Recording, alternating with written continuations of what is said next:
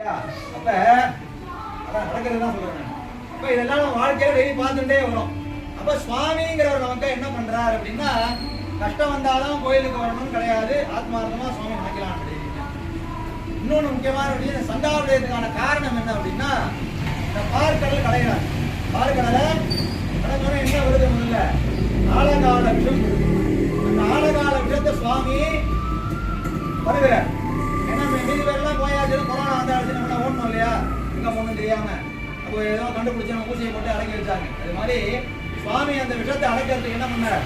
மீதி பேர்த்த போயாச்சுன்னா வீரியம் ஜாஸ்தி தாங்க முடியாது, நம்மளே அதை சாப்பிட்டுருவோம். நான் ஆழகால எடுத்து சுவாமி சாப்பிட்றேன். அப்ப அம்பாள் என்ன பண்றா? என்னதான் சாமி கிட்ட சண்டை போட்டாலும் சாமி விட்டுறக்கூடாது, லைஃப் லாங் நீ வேணும் எனக்கு சண்டை போடுறதுக்கு. முடி கழுத்தை குடிச்சிடா. கழுத்தை குடிச்சோம் என்ன ஆகுது? நீலகண்டனா மாறிடுறாரு. அப்ப அந்த நீலகண்டனா மாறும் பொழுது அந்த சுவாமி என்ன பண்றாரு அப்படின்னா, அந்த தருணத்துல சங்கால அம்பாள் வந்து ஜபத்தை பண்ணி சுவாமி கொடுக்குறாங்க. நம்ம என்ன பண்ணுவோம்? அதான ஒரு சாப்பிட கூட சாப்பிட்டாது நம்ம தண்ணி கொடுக்கணும் இல்லையா? அப்ப சுவாமிக்கு என்ன பண்றா அம்பாள்? ஆழகால விஷத்தை முடிக்கக்கூடியதுக்கான ஒரு மகத்துவம் யார்கிட்ட இருக்கு? சங்க கிட்ட இருக்கு.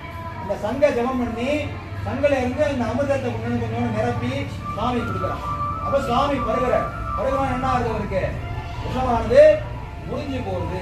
அப்பேற்பட்ட மகத்துவம் வாய்ந்த சங்குக்கு தான் இந்த கார்த்திகை மாதம் திங்கக்கிழமை சண்டாவிடம் சங்குக்கு அவ்வளவு விஷயம். நிறைய பேருக்கு பெருமாள் பிடிக்கும் இல்லையா?